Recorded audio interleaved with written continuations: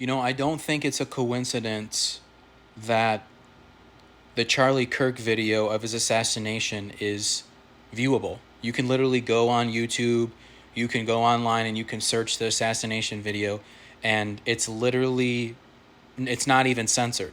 Like, you can literally see, blood coming out of his neck. And I just feel so bad for his family. Again, prayers for the family. I don't really know who Charlie Kirk was. I actually just started watching some of his videos, even just last night. Mind you guys, I've been off of social media now for 3 years. For 3 years, I haven't been on social media. So I'm a little bit behind, with everything that's been going on.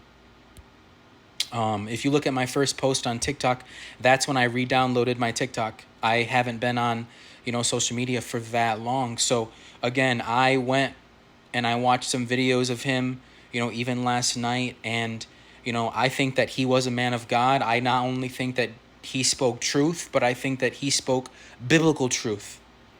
But why am I hopping on TikTok, and why am I giving this account, and why am I saying all of this? Because the Lord put it in my heart to remind you that the enemy, we cannot forget, the enemy is super strategic. The enemy wants to plant fear in our hearts. I mean, even just look at what happened to Jesus, 2,000 years ago when he was crucified. Why did they crucify people on the cross?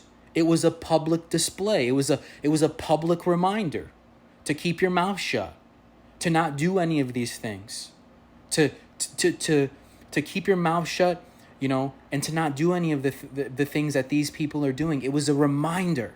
And even for criminals, to not commit crimes. At that time when Jesus was crucified, it was to not speak and spread the gospel. Charlie Kirk was spreading the gospel, whether you realize it or not. Listen to what I'm saying. Don't have fear in your hearts. Don't let this incident keep you from spreading the good news and from spreading truth. Remember, Psalms 23:4 says, "For even though I walk through the valley of the shadow of death, I shall fear no evil, for you are with me." For you are with me. Your rod and your staff, they comfort me. We cannot forget that. And remember, here's something else to keep in mind that the Lord just put in my heart. That in the book of Luke, it also talks about a time where Jesus was talking to the disciples and telling them about the tribulation. And he was saying towards the end, I'll reference a chapter in the comments, but he was saying, look, don't worry, don't be fearful, because the people of the world will never be able to hurt you eternally. You won't perish. Yes, they might be able to hurt you physically, but you're not going to perish eternally. What does that mean? Basically, the Lord Jesus is saying in that passage, look, they might be able to hurt, you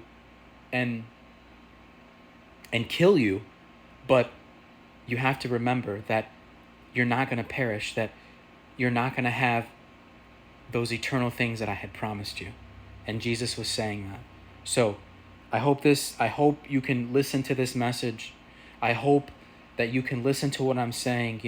The Lord said, hop on there, encourage them, spread the good news still. It doesn't matter. Don't let this make your voice not be heard because of these things that had happened just recently to Charlie Kirk. Don't let these things make you be silent. You should want to speak up more. You should want to say more.